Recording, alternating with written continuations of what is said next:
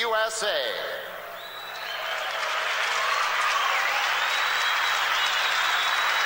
Representing Team USSR, head coach Viktor Tikhonov and assistant coaches Vladimir Yurzanov and Yuri Korolev, and the remaining members of Team USSR.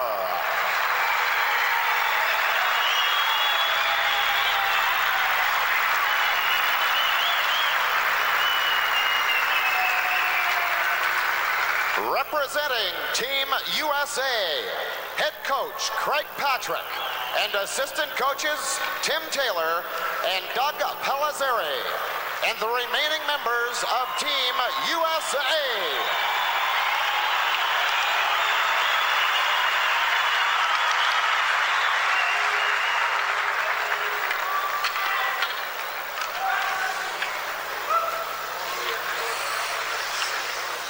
And now, ladies and gentlemen, introducing tonight's official party. First, the 1988 Olympic Winter Games mascots. Would you please welcome Heidi and Howdy? Participate in the official face-off performed by Mr. Bill Hay.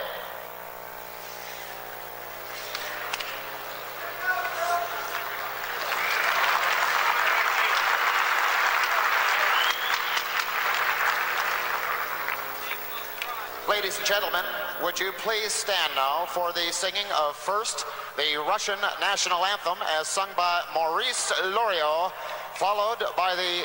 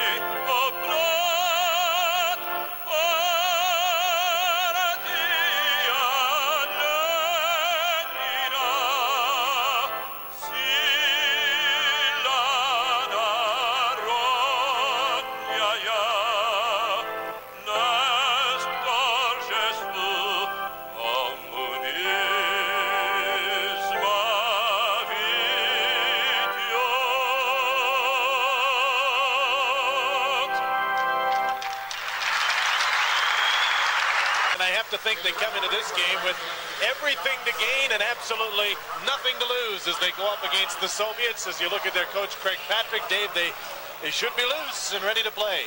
Well, they've got to be loose, Craig. You're right. Craig's got a great job here. He's got a team that's got nothing but good things to look forward to. If they play well, there's a real credit to them. So I'm sure it's a big factor in their favor, and they're going to have to come out and play a heck of a hockey game because this is a great Soviet team. Many of these players are looking at this as an opportunity to be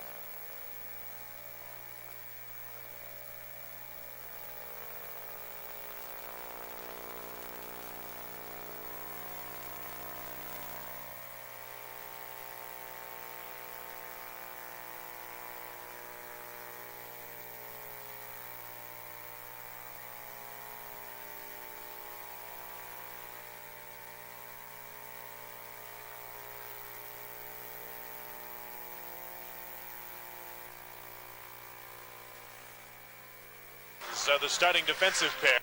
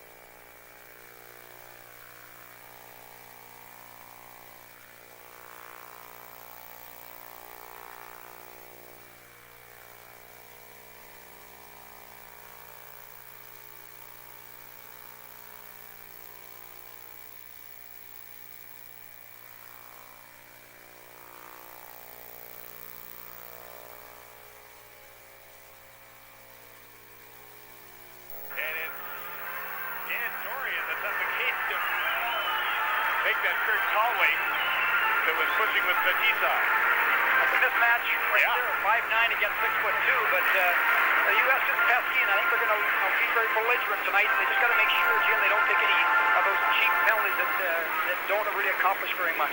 But Dave, I think you have to, without taking penalties, you have to hit them and push them around a little bit. Make them show some respect for you. You have to make them believe you're assertive and you're going to take charge. And I agree with that, Jim. Just as long as they do it carefully and with discipline, that's a good idea. Make them look over their shoulder.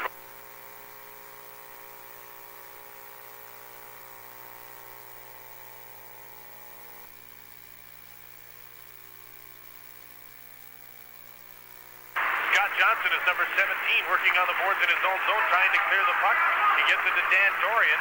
The center on this line is Todd Chanel, number 10. And the Soviets, Starikov and Stelnov, move it back and forth, and then it comes up the middle to Bikov, number 27. Over the blue line, he holds up, the drop pass goes to the defense. Starikov's shot is just wide on the short side. Todd Chanel plays the puck around on the boards for 29-year-old Richie Dunn, who's been playing in Rochester, and the puck is moved to center.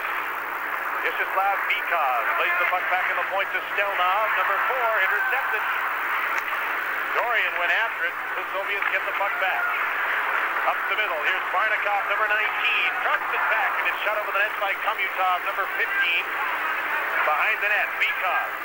Checked by Dan Dorian. Dorian moves the puck up on the boards, kept in by Stelnov. The Americans take over once again. Peter Sakic trying to clear it, can't get it outside the line. Dunn has to clear the puck from in front of the net. Stelnov moving in. Richie Dunn gets the puck, but only for a second. Stelnov took a high stick up around the face, no call. From the point, Starikov's shot, tipped in front. Soviets all around the net, but they haven't had any shots on goal in this flurry in the last couple of minutes. Soviets changing on the fly. The American team is hemmed up in its own zone, just can't get out. It's very important when they get these long shifts in their zone. Never be too proud to ice the puck or freeze the puck. If the U.S. is going to continue to try to always get a successful breakout, there'll be some problems. There are times when late in the shift you're in trouble, just get it out. You're looking at Chris Chahaki. He was one of the doughboys, they called him, in Detroit when Mike Gillis went out and signed a number of free agents before last season. And Chris Chahaki spent most of last season in Adirondack and started the season there this year. Has most recently been called up to Detroit, but hasn't been playing because of a full groin. And he gets into the lineup tonight. He didn't play in Game 1 against Team Canada. Most of these Americans are in the same boat. They're fringe NHL players, just drafted, just out of college for the most part, playing in the International and American Hockey League. Once again, the U.S. showing a very patient approach here. With one guy forcing, they've got 4 people back in the neutral zone. Holding on to the puck is Makarov, number 24 for the Soviets. Gives it to Larianov, back to Makarov to the side of the net. They tried to get too pretty. I think Makarov had an opportunity to shoot and didn't. That's correct, Jim. They often overpass. The Americans trying to make it 2-on-1. Donnelly tried to feed the puck into the middle for Chahaki, and it was broken up by Fetisov, who caught his man. Kazanov. Alexei Kazanov up the middle to Makarov. He just deflects it to Larionov, to Krutov. Back into the middle for Larionov, but broken up by Mike First, number 3 on the American defense. The Americans have Hall, Micheletti, and Turcotte back out as their forward line now. Micheletti tips the puck to number 11, Alfie Turcotte. And the play is called as the puck was gloved ahead, I believe, with 14:22. And no, it's a penalty coming up, and it'll be against Makarov for high sticking. That's the call from Don Gaudet. Fred Hull took him out along the boards, and Makarov got a stick up there. And I guess they're both going to go out for roughing here, or high sticking. Fred Hull and Makarov, Sergei Makarov. He's a tough little guy. Makarov and Krutov, are not big people, Jim, but you rough them up and they'll come right back at you. They're not afraid to play an aggressive game, and this kind of play, when you get tough with them, doesn't bother them a bit. We apologize to you at home that are experiencing audio troubles. It's not your set. We are experiencing some troubles in our transmission from Calgary. The fellas are working on it. We'll have it fixed up in no time. Coincidental minor penalties. Don't forget this is international hockey, so they're playing 5 aside, including the goaltenders. Peter Sakic is number 28 for the Americans, trying to move the puck up. There's an awful lot of room out on that ice surface now. Jim, against this team, you want to avoid the 4-on-4, because in 4-on-4, the real skilled players can stand out now, and you're forced to play better one-on-one hockey, and if it doesn't work out, you can really get some mismatches occurring on the ice surface. Soviets forwards are Semёnov and Svetlov. Tatarinov is the defenseman, number 6, carrying the puck up with Первухин. That's the 4 Soviet skaters as they circle in the American zone. Tatarinov with a shot, and he has probably got the best shot from the point on the Soviet team, but he didn't show it there. Dom Campanelli out on defense with Richie Dunn. The Americans change their forward unit. Mike Donnelly comes out. and he'll be joined by Jeff Rolacek. Soviets go for a skate. 4-on-4, Jim, they're very patient. They'll build up, regroup, get speed, attack the line, hit the line with lots of speed, and that's when things happen. They like to take the puck deep and work it back to the point for those point shots. Yuri Khmylev and Sergei Pryakin are the forwards for the Soviets now as Dom Campanelli fires one in on the goaltender Beloshaikin. Hasn't had many shots on goal in this game. In fact, that's only the fourth one, 2 apiece. Carrying the puck is number 3, Alexei Kucherov for the Soviets. He saw limited action in their last game as their 6th defenseman, 7th defenseman actually. There's a steal in front. The shot they score. Khmylev didn't shoot it hard, but he beat Daskalakis after a mistake in front. Can't afford those kind of goals, Jim. It's a simple possession situation. The guy forces the pass through a man, and it gets picked off, and it's in the net. These kind of turnovers will really hurt you. Down the hole through the legs, it looks like. Those are the kind of goals the U.S. wants to avoid. On goals, when they undress you out there and make great plays, you can accept those, but when you've got the puck in your own zone and turn it over, those kind of goals come back to haunt you. So the Soviets go up 1-0 at 7 minutes and 30 seconds of the first period. Khmylev's second goal of the tournament. There's a shot by Homutov. Daskalakis made the save and held on. Leon Daskalakis, he had a beautiful attitude coming into this game, and what else could he do? He said, I love the idea of playing against these guys, and my only wish is that Trechak was playing again at the other end so I could say I played in a game with him. And then he thought about it for a second and said, maybe that's not such a good idea. He's quite a kid. He's very loose and probably got the great attitude to play against the Soviet team. But he'll get lots of work tonight, Jim. I think he was probably expecting a harder shot from Khmylev when he set himself, and Khmylev just slipped the puck through his legs. There's a pass out in front, and a shot by Varnikov on goal that Daskalakis had to make a save on. Another shot at the side of the net, and he pounces on a loose puck and gets the stop in play. 1-0, the Soviets lead with 12 minutes to go in the first period at the Labatt Calgary Cup. Play is just underway in the American zone where it has been for most of this night. This is Bikov, number 27, poking the puck towards the corner. Richie Dunn there to pick it up. Over to Peter Sawkins, and he tries to clear it on the boards and now gets some help from Dan Dorian to move it to center. Making it a 2-on-1. Dorian takes the shot. He had Todd Chanel with him, and he banked the shot off a leg, and it didn't go to the goal. Bikov, number 27, up on the boards for Homutov. There's Homutov, number 15.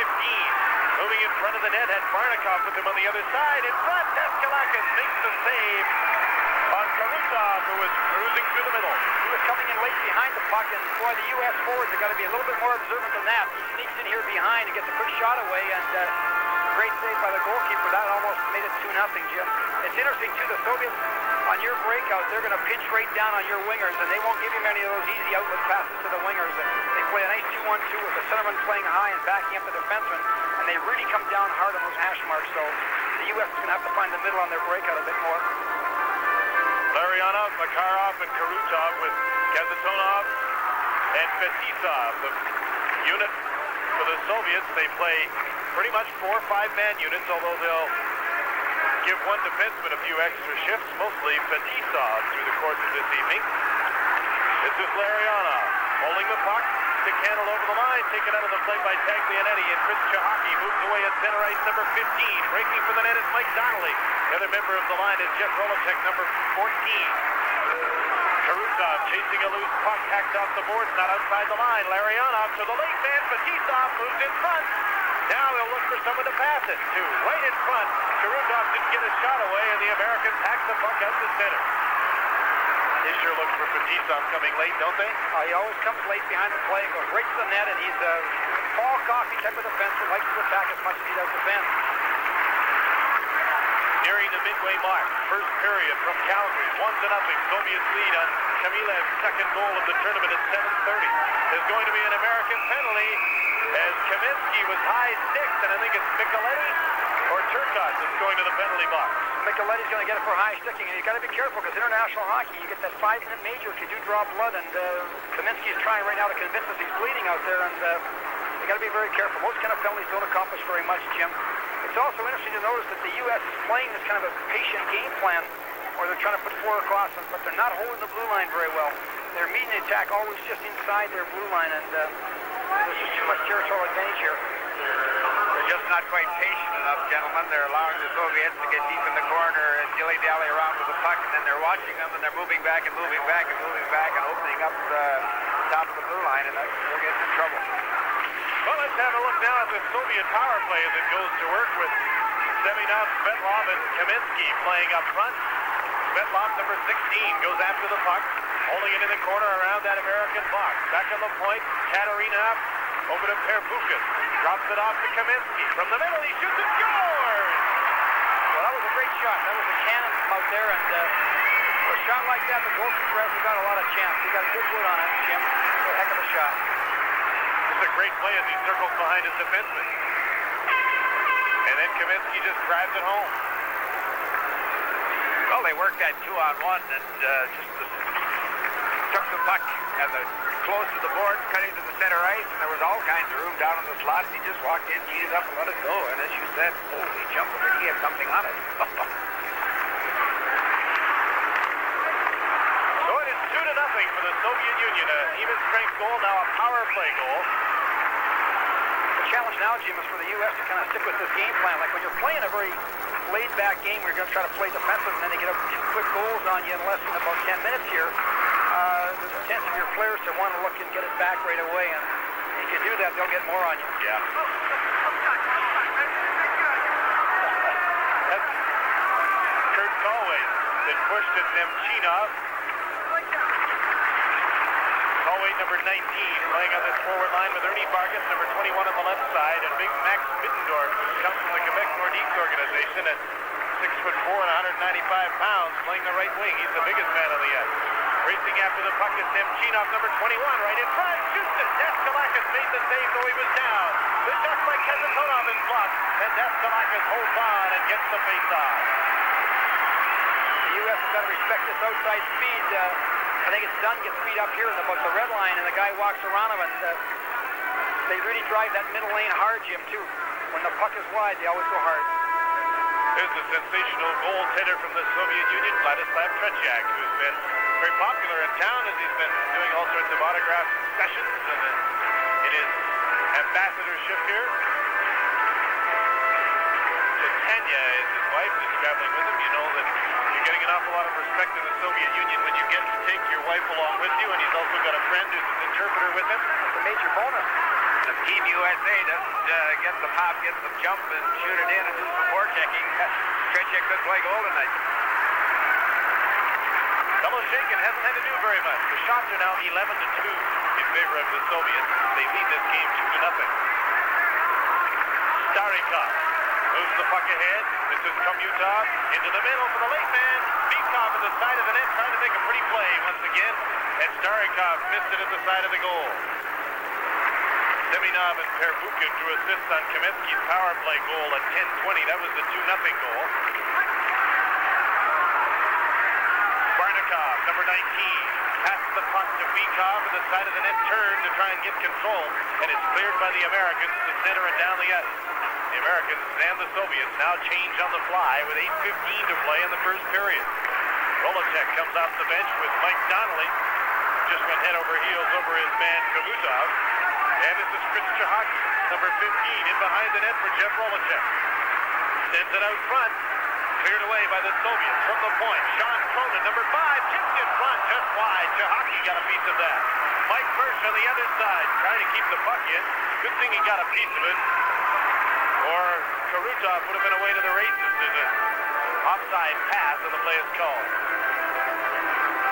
Chahaki's a very exciting player, Jim. He played at Michigan Tech University, and he's got lots of speed, and he's an offensive player more than he's a defensive player. And he's a buzzsaw. The guy gets in there and forechecks hard, and if they let him go a little bit, he can be effective.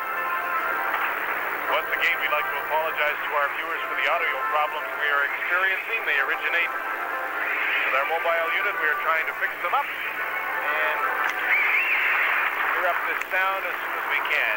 2-0. The Soviets are leading Team USA. 7:40 to play in period number 1 for the Calgary Cup. This is game number 4. The two unbeaten teams, Soviet Union had a 4-0 win over the Czechoslovakians. The Americans had a 5-3 win over Team Canada on night number 1. Jim and the Soviets have figured it out now. They can see the U.S. is going to hang back and not forecheck them, so they're going to build up and get them standing still, meet them with some speed, and look for some breakaways to occur here, because they're going to build up now and regroup a lot, because the U.S. is standing still in that neutral zone, and you watch the speed come up now. Send a man flying in behind them. Let's see how that works. This is the line to do it. There's the drop pass. Makarov to Larianov. Moves in, passes it off. Cruz he scores! What a pretty goal. It's a great shot, Jimmy. They use the top part of that offensive zone so well. A little drop pass. He walks in. All the coverage has gone deep and snaps it upstairs. A great snapshot, too. He didn't slap it. Snapped it upstairs, and a great shot. That's like picking the corners on those pieces of plywood that you cut the corners for practice. He just put that in beautifully, didn't he, Crutov? Jim, if the U.S. doesn't hold that blue line better than they are, like the 4 across is great. You got to defend the attack and meet it outside your blue line. If they don't, you're wasting your time playing 4 across. You might as well forecheck and go for it. Pat Micheletti put that pass through the crease. There's going to be a penalty. It'll be against the Soviet Union, Первухин.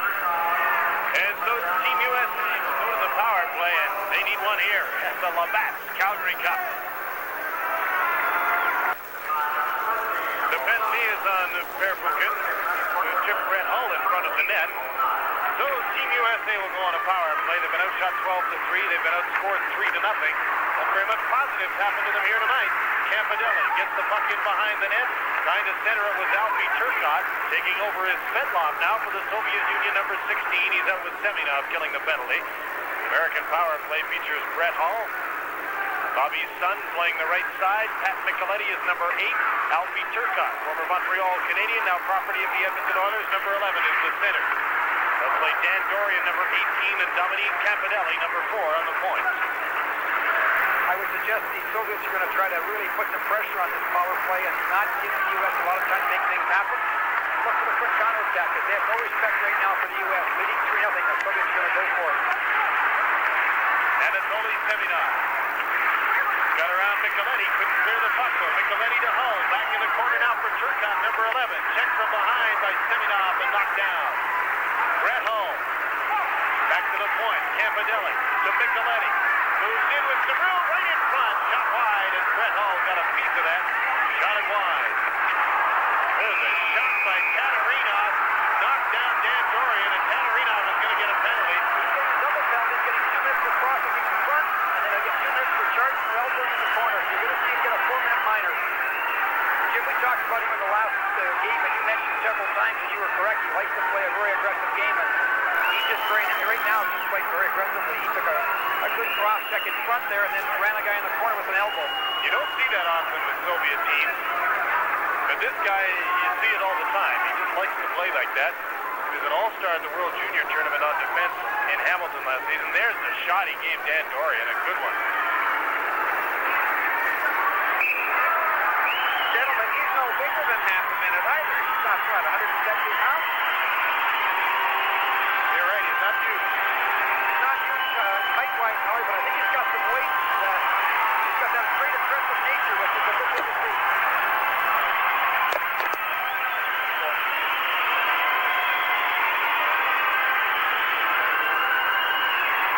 There's the call on Katarinov. This is a great opportunity for the Americans to get themselves back into this game. There's a great chance. They get 4 minutes now, and they still got 48 seconds to go on the first minor, so they're going to have a chance to put themselves back in the hockey game, and it's a key time for them right now. There's Evgeny Beloshakin, who has only faced 4 shots from the Americans, but may get a few here. Soviets send out the defensive pair of Fetisov and Kazantonov, along with number 24, Makarov, to kill this penalty. Back Smitsdorf, Kurt Colway, Ernie Vargas on front on this American power play. Peter Taglianetti, number 6 on the point with the captain of the team, number 2, Richie Dunn. Taglianetti gets the puck around Fetisov and dumps it in after it on the fly. Vargas couldn't center it for Kurt Colway. From the point, Taglianetti moves it into the corner. 20 seconds left in the first penalty to Первухин. 3-0 Soviets lead. Fetisov couldn't clear the puck. Jim, they've got 2 men short. They've got 3 guys behind the ice line.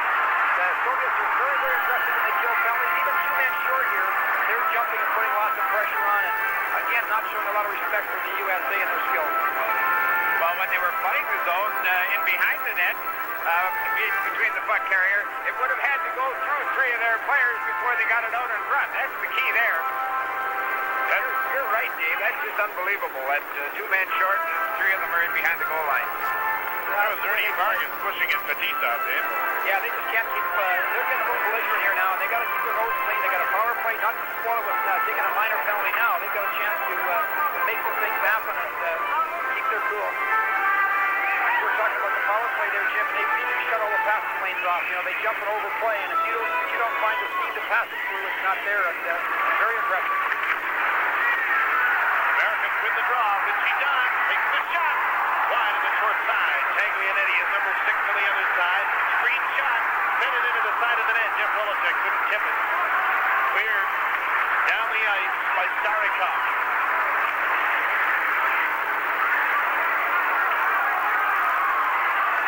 Taglianetti. Beats Dunn. Первухin's penalty is over. The Soviets are still 1 man short, though. 2:55 left in the double minor against Mikhail Tatarinov. There's the pass for Chahaki. He didn't skate. 2-on-2. This is Peacock with Kamutov. Back pass, and a nice one it was. And Daxalakis got a piece of the shot. Kamutov. Man short, Jim. They always counter attack.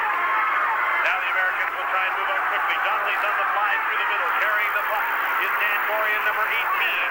Stops at the blue line, feeds it in front. Lucky bounce, backhand shot over the net by Chahaki.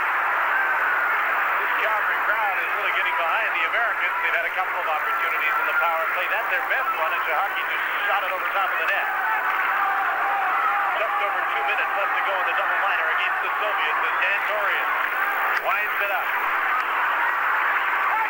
Dorian with Turcotte out front. Feeds it around on the boards, and the Soviets get a chance to clear the puck. Brett Hull skating back. Daxalakis played the puck to Turcotte. Tried to get around Khmylev, and he is just able to clear the puck to center.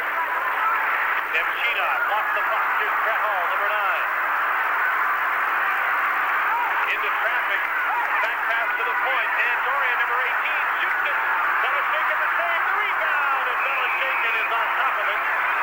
Some more pushing in front. Why am I not surprised that Belashekin made the save?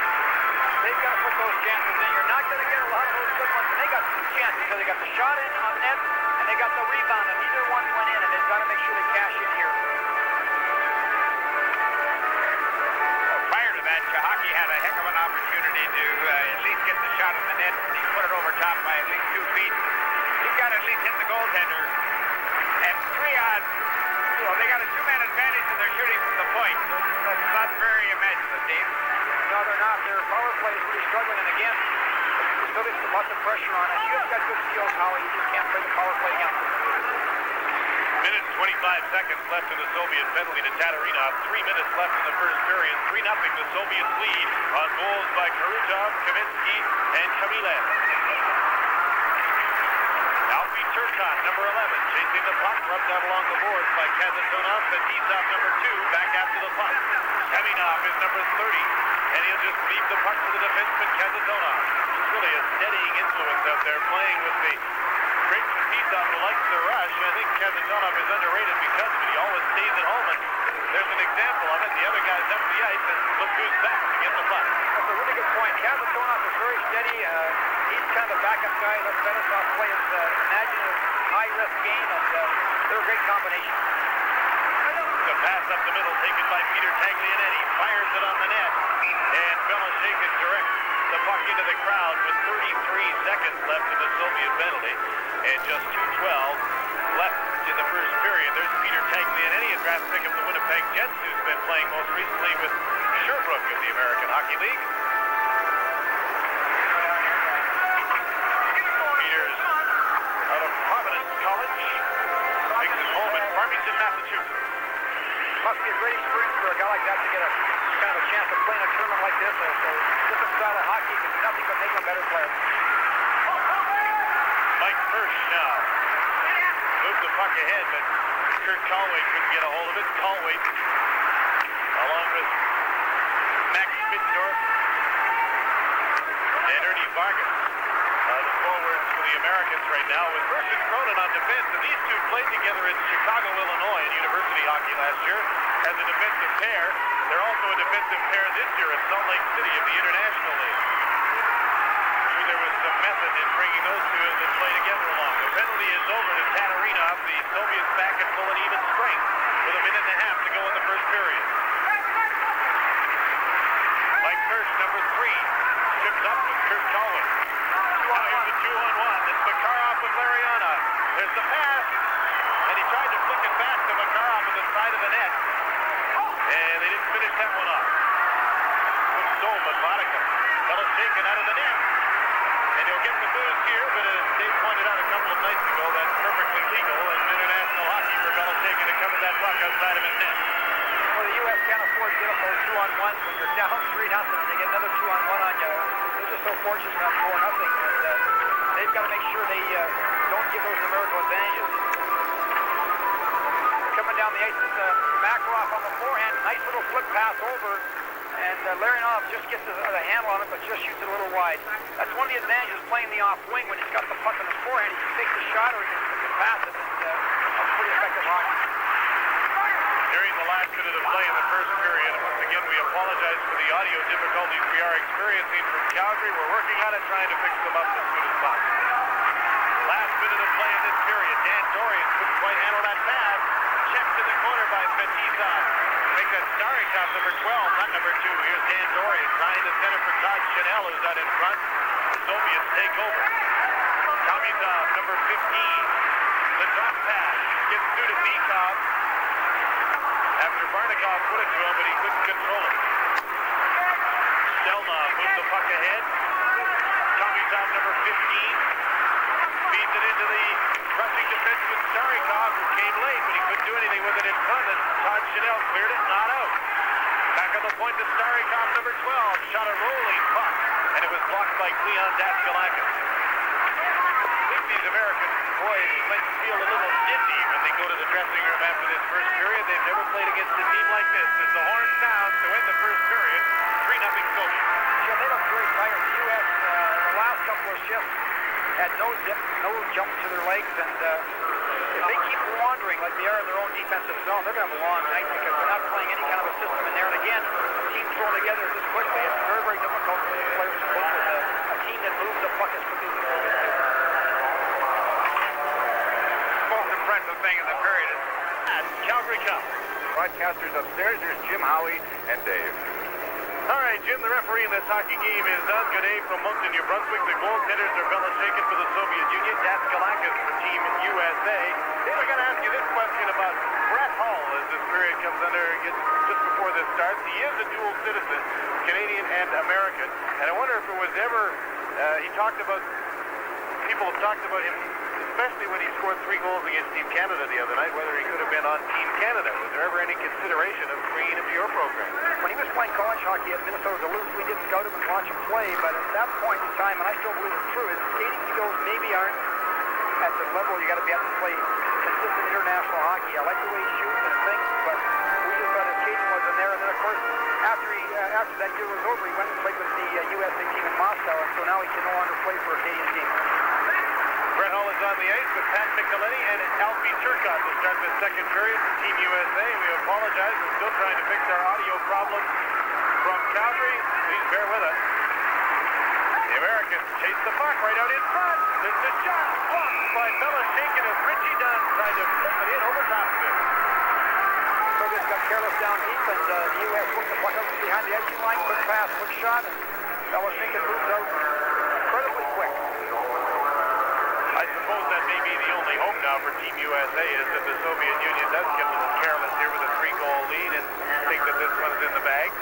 That's a good comment, Jim, and it often does happen. I'd like to remind all the fans watching this also that when the Soviet players pass the puck, 9 times out of 10, whether it need be or not, the first 10 or 15 feet is in the air. The control that they display in passing the puck and getting it in the air is amazing to me.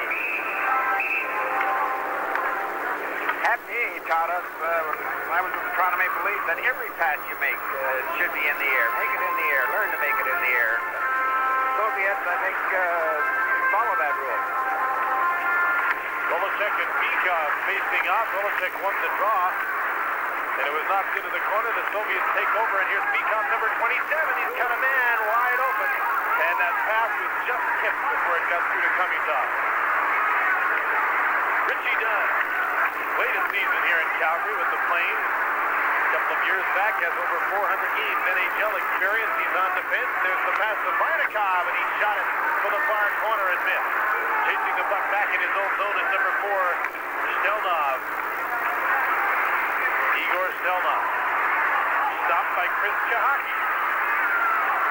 Chahaki and Stelnov go to the board. Ernie Vargas trying to come up with a puck. The U.S. is forcing a lot more aggressively now, sending in 2 or 3 people and trying to get the goal back to get back in the hockey game. Stelnov, centering pass, poked away by Dominique Campanelli. Out of Boston College, Campanelli passing the puck up on the board.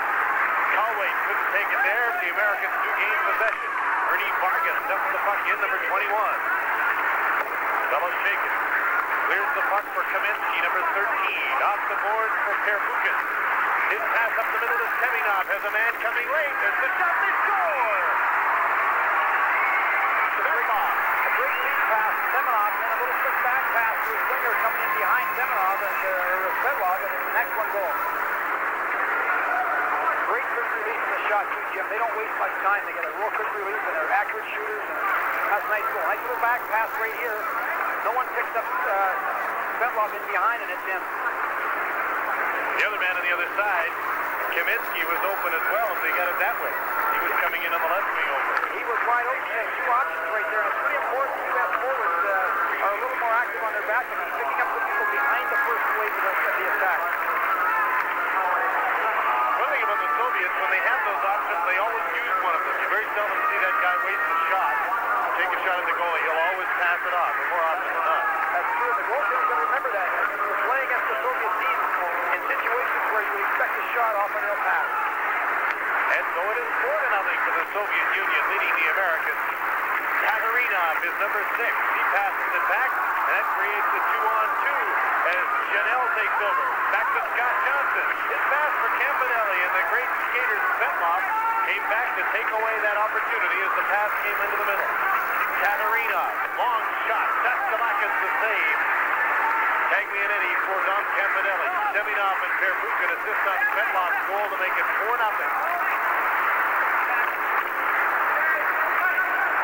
Campanelli, originally drafted by the Toronto Maple Leafs, ahead for Todd Chanel. Back for Campanelli as the Americans try and move up. The shots on goal are now 19-9, and it's 5-0 as the turnover costs the Americans again. And once again, Jim, Campanelli makes a very foolish pass right across the zone and picked off. It's in the net so quickly it's all over. Twice now the U.S. has the puck in good control, turned it over, and both times Curtis has scored. You just can't afford those kind of turnovers in your own zone. Looks like at the start of the second period that the Americans came out with some stiffness and forechecking, but a couple of mistakes and a good Soviet play, and it's now 5-0. Pryakin, number 14, got the goal. Sergei Pryakin from the wings of the Soviets to make it 5-0 USSR. Svetlov plays the puck back to Kucherov, number 3 on the Soviet defense, in behind his goal. Long pass up the middle. Kamilov, number 8, with a long shot wide of the net. Bounces into the hands of Daskalakis, and he'll hold on. 5-0. The Soviets lead the Americans from the Labatt Calgary Cup. Play is just underway, and there's Larionov with a shot. Daskalakis makes a pair of saves on the original and the rebound. Now he can't find the puck. It's loose at the side of the net. The Soviets, Makarov, trying to center it. The Americans take over, and Jeff Rolacek shot the puck to center. 5-0. USSR leading. This international hockey game on TSN. I'm Jim Houston with Howie Meeker, Jim Van Horn, and our special guest, Dave King, the coach and general manager of Team Canada. Here's Mike Donnelly, number 12, with a shot deflected by Kazatolov into the stands for the stopping play. Jim, it's the kind of game the Soviets really like. They're going to get lots of room to regroup now and build up and come back at you. And they're going to pass the puck 8 or 10 times in a matter of about 2 or 3 seconds. And the U.S. has got to maintain a bit more assertive posture right now. They're laying back too much. Saving grace for you at home, and that's you that are watching this. And I can sympathize with the Americans that are in big trouble in this game, but it certainly is fun to watch this Soviet machine as it gets worked up and moving the puck around. Any fan who appreciates skills, you know, you're going to see a lot of good skills tonight. There's a shot for Belichick to handle. I was a little surprised that Belichick had started tonight. I thought this might be an opportunity for Kickoff to go to Milnikov, the other goaltender. I agree with that, Jim. I was surprised, too. I thought they would start Milnikov and give Belichick the night off, but I guess he's playing so well, they want to go with him all the time. This is Khmutov hammering into the American zone. Number 15, back to the point. There's the shot. Blocked by Daskalakis. That shot from Starikov, number 12, at the point. Jim, I like your term dancing. That's exactly what he did. Great balance there. Missed the check and avoided it. Great quickness. Pass back to the point. Max Bitstorm breaks it up. Youngest player on Team USA. Dumps the puck in. Belichick clears it blindly, and Vargas was there to take it off the boards for Team USA. Sean Cronin came in and threw a hit, but the Soviets still have the puck. Starikov, the center. This is Barnikov, number 19, carrying the puck in over the line. There's the Americans backed up for across the line one more time. Semenov check to the line, and the Americans will come up with the puck. Kurt Colway with the shot off the board. Mike First moves up to keep it in on the right wing. Scott Johnson came in and threw the hit that knocked his man down. And there's going to be a penalty on the play, and it'll be against Team USA. Scott Johnson, I believe, will go for the hit that he threw in the corner. Took a pretty good run there. I think he's going to get called for charging or boarding, and that didn't really help very much. And Jim, it's interesting, the U.S. Attack right now, they're getting just shots or long shots, wide shots, nothing really to it. And, if they don't get more penetration on their attack, they aren't going to find very much here tonight. Johnson didn't realize until just a second ago that he had been called for a penalty. So the Soviet Union will go on the power play. Here's the hit by Johnson, who comes in late, and he hits Prvukhin and decks him, knocks him into the board. I'm sure it was satisfying at the time. Yeah, of course, with your man short, and that's what you're tough right now. These players are wound up, and they're really, when they get going like this, they start to really move that puck, and they kind of enjoy it. It's a little bit of practice for them, and puck handling, and they're passing, and they can be devastating. 5-0 they lead. The time of the penalty is 5:22. Here's a 2-on-1 for the Americans, right in front by First.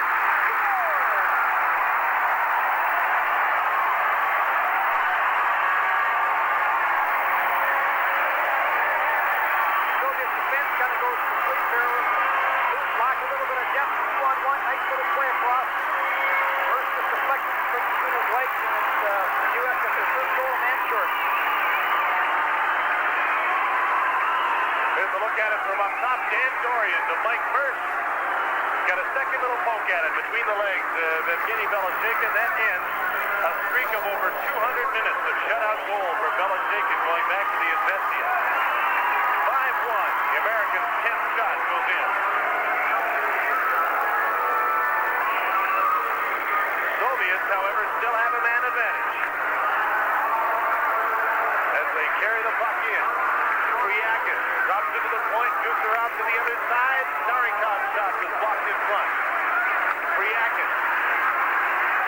Khmutov. He gets it back from Starikov. Now here's Starikov, number 12. Takes the shot and gives it to Kucherov. Into the middle, Khmutov. Look at these guys passing around. Khmutov in the middle. Can't get the shot away. Gives it again. And he scores.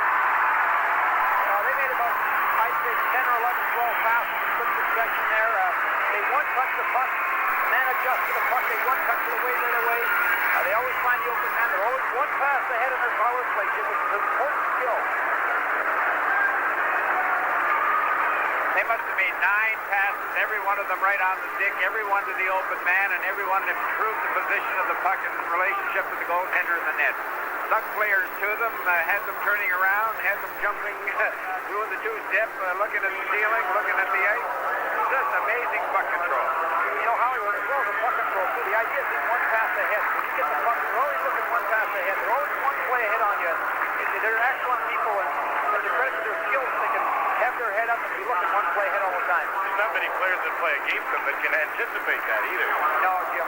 Very tough to do. Again, the puck travels faster than you can move. Classic example. 6-1, Soviets lead. Krutov, number 9, centering pass, poked away from Larionov, and there's going to be a penalty against the Americans for slashing. Krutov was slashed as he went around the net, and Peter Stockton was going to the penalty box, and the Americans are starting to show the frustration of trailing 6-1. Jim, you can self-destruct taking penalties like this. You can't afford it. Stockton goes for slashing, and the Soviet Union with a 6-1 lead will go on the power play, and they'll leave the KLM line of Krutov, Makarov, and Larionov on the ice. There's Peter Stockton, the Los Angeles draft pick. Craig Patrick's team out of Yale. Patrick looks a little bit concerned. Khmylёv from Pryakin and Starikov, the last Soviet goal that made it 6-1 at 6:24. Fetisov winds up in his own zone. I'm sure he'd like to get in on the scoring. He hasn't been in on it yet. Krutov, number 9. Back to Makarov, number 24. Larionov out in front. Back on the other point is Kazatona, number 7. Around the American four-man box. There's the pass to Krutov. Well, wants to just move it around.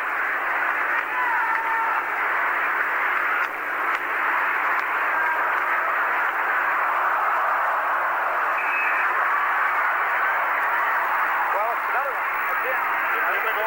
Looks like they got another one. They're under that last loose puck. Didn't smother it. Looked like he had it as they played tic-tac-toe with it again and just moved the puck around beautifully before they put it into the net. Oh, they're great players. This line loves the power play, too, and they do a lot of the great power play work. Look at the one-touch passes here. Here's the puck, and it gets under him right there, and it comes loose under his goal pad, and now it's tapped in behind him. That one should have been stopped by Cleon. He was down on top of it. He should have had the puck. He had it smothered and popped it. I believe off the top of the show, we said, folks, you're going to see one of the greatest power plays in the world, and the last 2 goals the Soviets scored. Just their picture perfect. They're classics in puck handling and anticipation, and as Dave said, they're one move ahead. As the puck is coming to them, they realize the open man on their team has touched their stick and it's gone to them. They don't receive the pass, then look for the pass receiver. It's their 3rd power play goal of the night, and it is Makarov that got the power play goal. 7-1, the Soviets lead. Here's Bikov, number 27, for Seamak in his first shift of the night. Alexander Seamak, the 20-year-old, who hasn't been used yet this evening, but everybody will get a chance to play now as Kurt Conway takes the shot that's deflected into the stands. The shots on goal are 24-10 for the Soviets, a 7-1 lead. There's Kurt Conway, who's been playing in the International Hockey League with Flint, and the way things are going tonight, he might wish he was playing in the eye this evening. It has not been the kind of night the Americans thought it would be. No, I think they were hoping that their strategy of being very patient was going to pay off, but now they're behind the 8 ball. Now they're all thinking about is let's keep the score under 10. I know the feeling from previous experiences against this team, and it's not a good feeling amongst your team. There's Seamak with a pass into the middle, intercepted.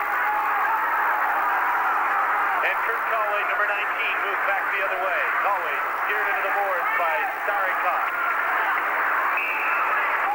And there'll be a penalty called behind the play.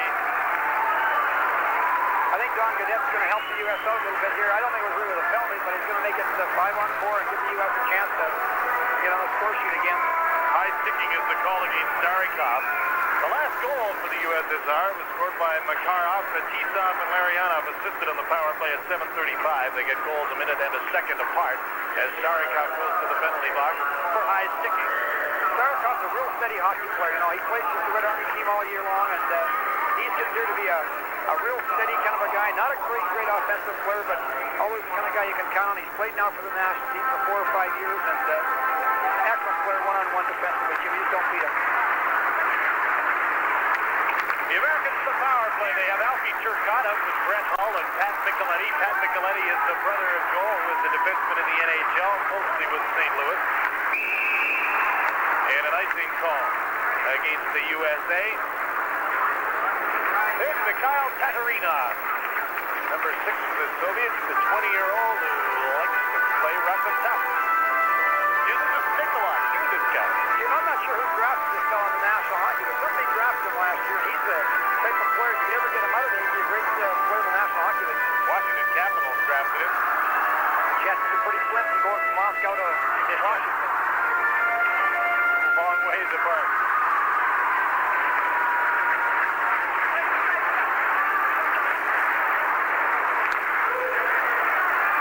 Fella shaking out of his net, and now that's Tatarinov.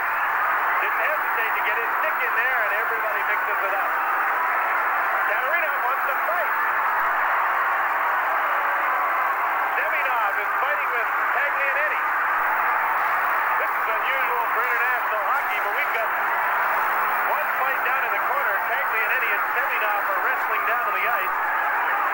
And Mikhail Tatarinov really wanted to go. Richie Dust is going to accommodate.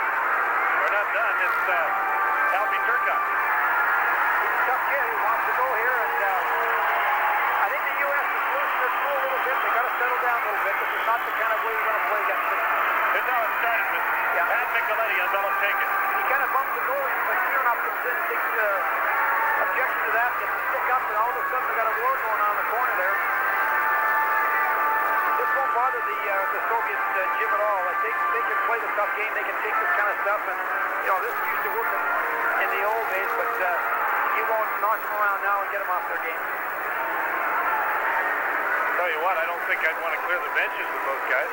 They're some big boys. We take for granted that they're not big and tough because they don't play that kind of game in terms of fisticuffs. But I dare say if you wanted to invite them to the dance, so to speak, they'd accommodate.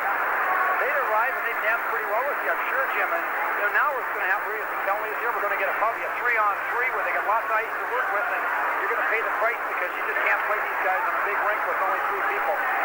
Now, shouldn't the two that fought, Taglianetti and Semyonov, be ejected from this game? Well, I'm assuming he's going to reject it from the hockey game, and maybe he's not. He might just give them a 4-4, but if he gives them the majors, they're out of the hockey game. They get a major for fighting. The water bottle just thrown down to Cleon Davikalakis. It almost looked, and I think maybe some of the Soviets thought it was being thrown on their bench, but it just went by to the goaltender. As you look at Mikhail Tatarinov.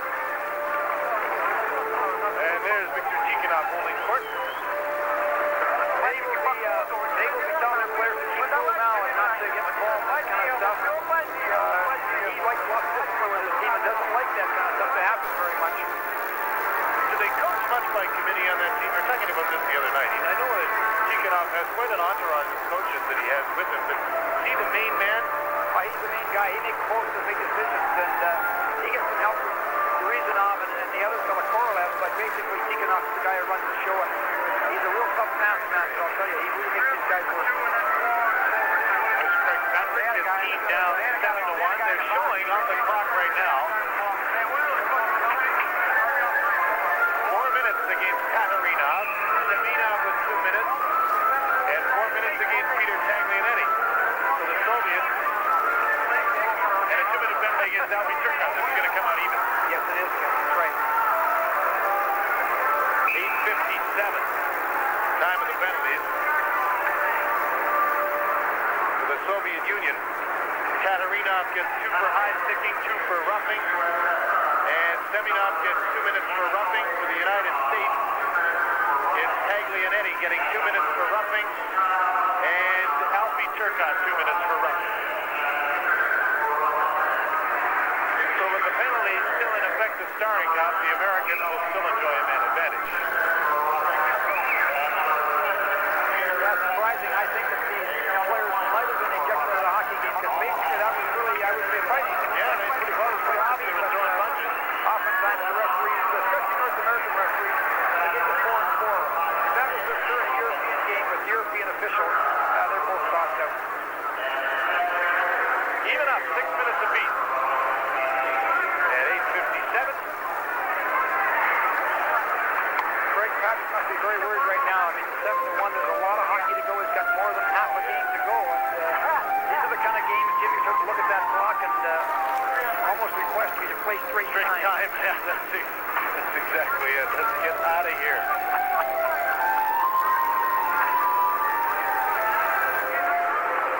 play 3 against 3. This is not a lot of fun playing 3 against these guys, because if you ever get a mismatch on the ice, you have a lot of problems. Look at the guys. Makarov, Fedisov, Kasatonov, and here's Makarov going up the middle, which he does. Got to stay with him and did. Kasatonov drops it off from Makarov. There's the other guy, Fetisov on the other side. Back into the middle, Makarov on his backhand, right in front. Stopped by Leon Daskalakis. From the point, Fetisov shoots it. Blocked. Kasatonov. Back to Fetisov. Knocked away. Here's a chance for a breakaway, but he won't outskate Kasatonov. Grahal shoots. Blasted wide. You can see right there that Grahal got the big shot, but if he had really good set of wheels, he should have got a chance, a better chance to score than that. Peter Sackett moves up, dumps the puck into the corner.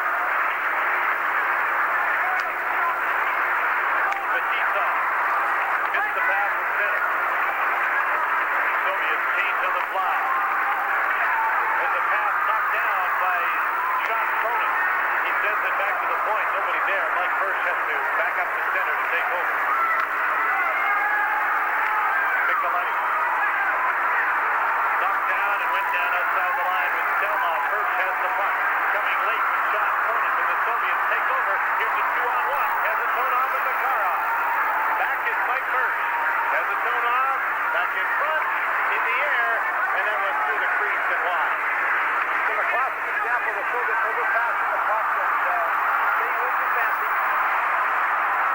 Dan Dorian on his own. Off the skate of Belashikin, and it goes the length of the ice. I sometimes think if they would just go on those 2-on-1s and just shoot the puck, they probably score 20 goals a game sometimes, but they overpass the puck in, get really fancy. Every goal's got to be a masterpiece, and fortunately for the USA, that was the case in that last 2-on-1. 7-1 with 9 minutes to play. The Americans 5-on-5. The coincidental penalties to Cherkov and Starikov have now expired. They're out of the penalty box, and the Americans will go back on a power play in 1 minute and 49 seconds when Taglianetti gets back.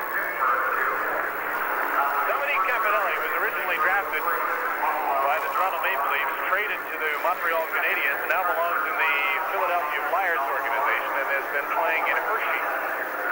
Like most of the players on this team, he is 22 years old. Most of them are 22 and 23. Yeah, this tempo of hockey too would be very, very quick compared to where he's playing in the American Hockey League. And it's interesting to watch the U.S. now. They're under real short shift hockey because they're not the kids aren't used to playing this pace. They look very, very tired. They just can't afford to get caught late in the shift in their own zone.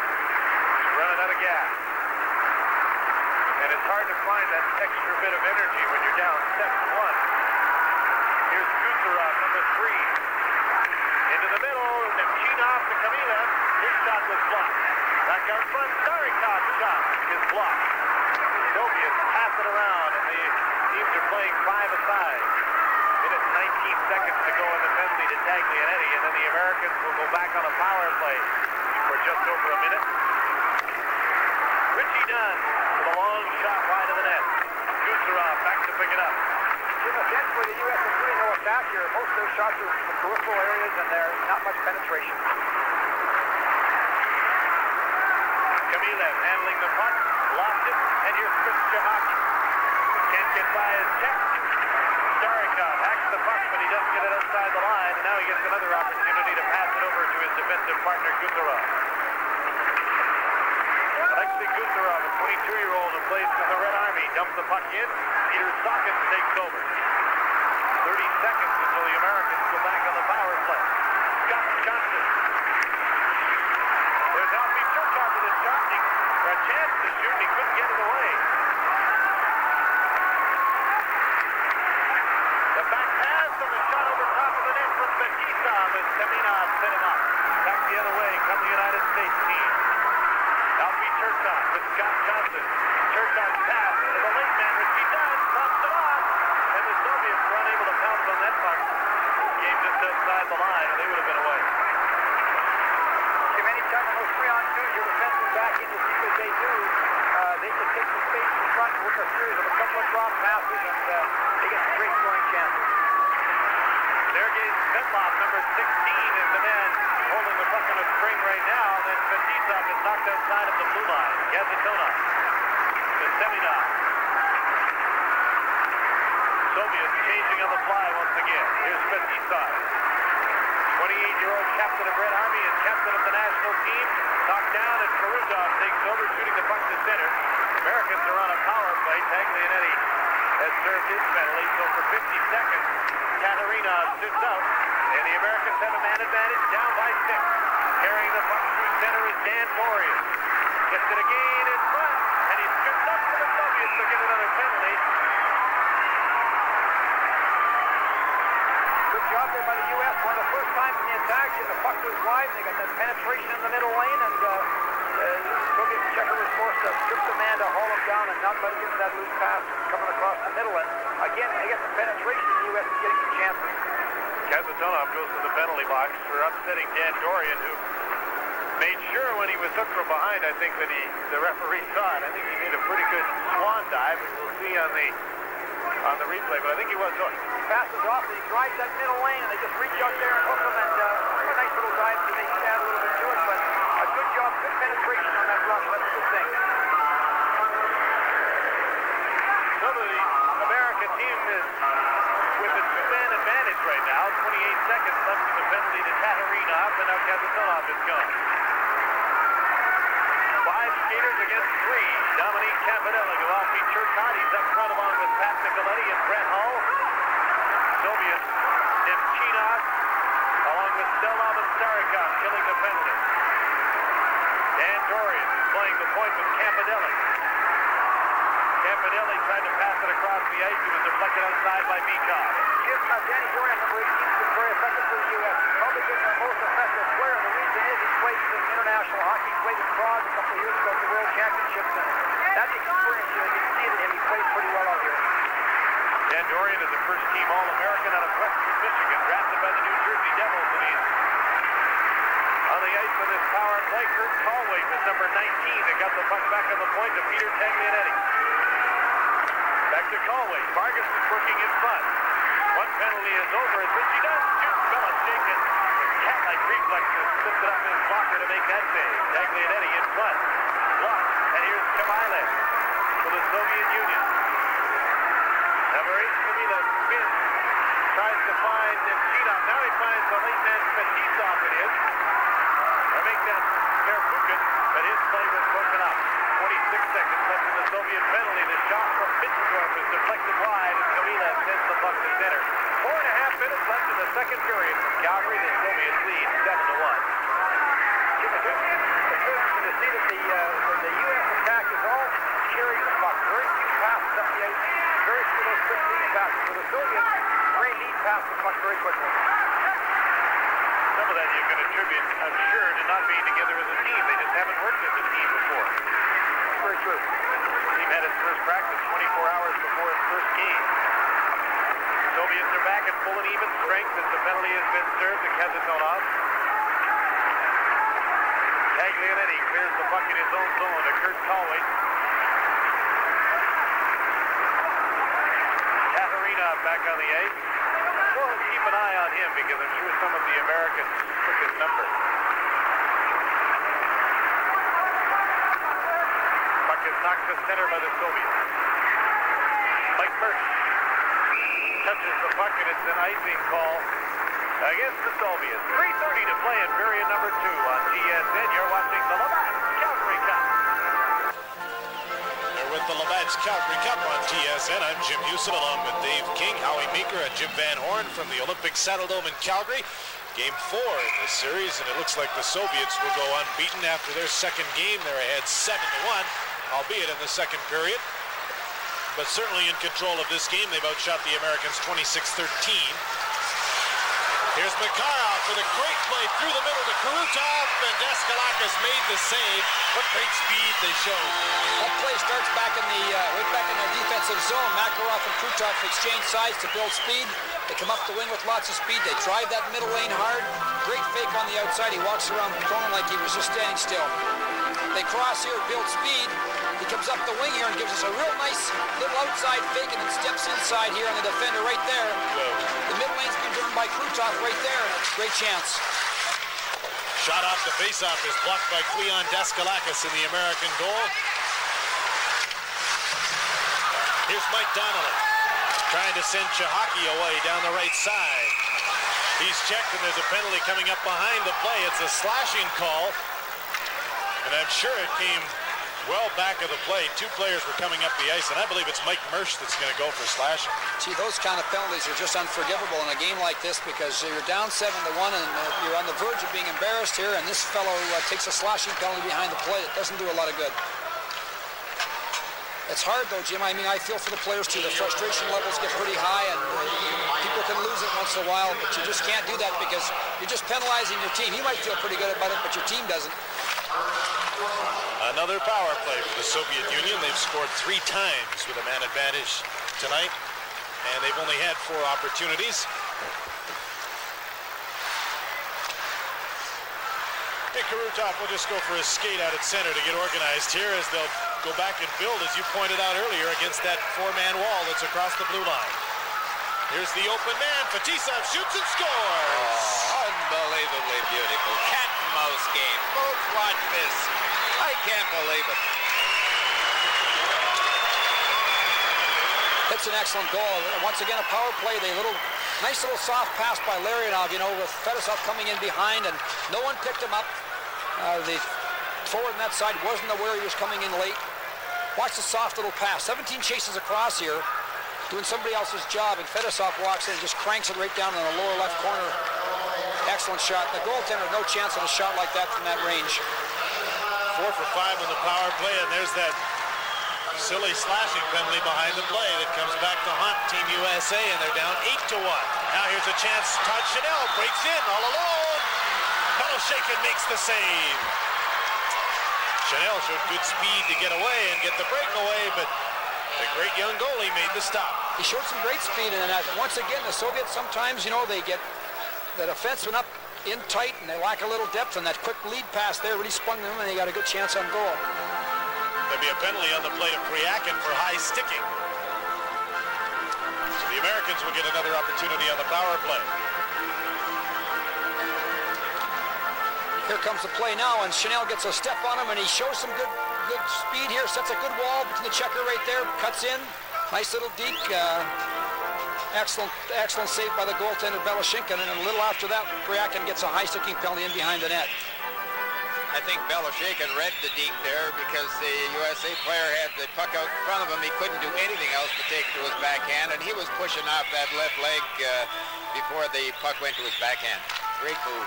I wonder if he automatically reads deke in practice. None of the guys that are coming in on him shoot. Always looking for the deke, maybe. The Americans are 0 for 5 with a man advantage. Yeah, the power play against the Soviets is always, I've never seen many teams have very good percentage power plays against the Soviets. They're very aggressive, they check hard, and they're excellent players. This is Seamak, who played with the national junior team last year, Jim and Hamilton. Another tough customer, too, and an excellent young prospect. Some people think he is the best young player in the Soviet Union right now at 20 years old. I would think by next year, by the Olympic year, he'll be in the starting lineup on a regular basis, Jim. Right now he's being spotted a little bit, but he'll be there next year. 8-1 is the score. The Soviets lead, and the Americans are on a power play with Pryakin up for high sticking. Here's Brett Hull, overskated the puck, puts it back to the point. Taglianetti dumps the puck to the end boards. Alfie Turcotte trying to shovel it out front. It hopped up in the air, and Beloshakin, with some dramatics, made the catch in the play. I spoke with Tretiak today about Beloshakin, and we had a very interesting conversation, and you know, we asked him what advice he would give Beloshakin. He said, look, the only advice I ever give him is to develop his own game and to keep his concentration and work hard. And he's got good quickness, he's got great balance on skates, and Tretiak has spent a lot of time with Beloshakin, and is one of the reasons why he's so competent. Shot was deflected up off the glass, kept in at the point by Richie Dunn. Micheletti couldn't center. Richie Dunn stops the puck in the right point, blasts it into a crowd. Beloshakin made a save. The rebound off the post by Alfie Turcotte. Backhander went off the post. When things are going bad, you never get a break. 1:05 to play second period. Svetlov, number 16, lost the puck. Here's a 3-on-2 for the Americans. Alfie Turcotte to Micheletti. Shoots it. Just getting a piece of it was Beloshakin. Taglianetti with a shot. Beloshakin made the save and is knocked down from behind. Taglianetti one more time. Dumps the puck to the end boards. Первухин there to scoop it up for the Soviets. 30 seconds left in the penalty to Pryakin. 35 seconds left in this second period. Semёnov clears not out. Taglianetti's shot blocked at the defense, and it's 4-on-2. The Soviets moving to center behind the plate. Beloshakin was wrestling with Micheletti. Semёnov dumped the puck into the corner. Svetloff checked by Campanelli. 20 seconds to go in the second period. Tatarinov looking for a pass out of the point, but the Americans come up with the puck. Pryakin set to come back on the ice, and he does. The Soviets back at full strength. Here's Campanelli. Centering pass off the stick of Mike Donnelly, and that'll do it for period number 2 as the horn sounds to end a period dominated once again by the Soviets. They have an 8-1 lead after 40 minutes. It certainly was a domination situation there. The U.S. really at no point in time had much of a threat. This last power play, Jim, they had a couple of chances because they jammed the net and got the point shot through, and there was a couple of threats there. But other than that, the Soviets controlled the play.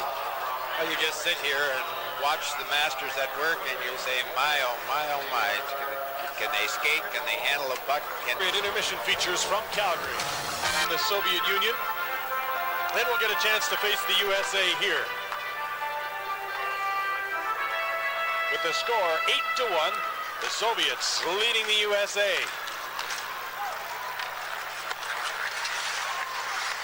The teams are at even in full strength as the second or third period gets underway. Don Godet is the referee as the net is knocked off its moorings. Milnikov had Scott Johnson, I believe, run straight over top of it. Yeah, the U.S. forward took a pretty good run at the goaltender there and knocked the goaltender and the net off the moorings, and they're losing their cool a little bit here, and they got to be cool. They can't afford to take some cheap penalties. I would think they just want to play this as quickly as possible this third period and get out of here. I certainly agree with that. I just don't think they can be playing foolish hockey right now. This Soviet team, by the way, is going on tour against Team Canada after the Calgary Cup on the 5th and the 7th of January. Hockey fans around Hamilton and Ottawa take note. On the 5th, you can see Team Canada against this very Soviet team, and in Ottawa on the 7th. Those will be very interesting games for our guys. We're looking forward to that. They're tough games, and their games are difficult to win, but boy, you can get a lot from them and certainly improve our team in a hurry, Jim. Exactly. You only get better playing competition that's better than you are. Larianov with a pass to Krutov. He tried to feed it in front. Larianov takes over again as he had to go back for the puck to Krutov, number 9. Fetisov in deep in the U.S. zone. And the puck is knocked outside the line to center. Makarov puts Larianov in by himself. Blocked by Cleon Daskalakis as he stretched out and made the save. Pass back to Kazatona at the side of the net. Makarov sends it back to the point, and it's knocked outside the line by the Americans. Todd Chanel swept at the puck and got it out to center.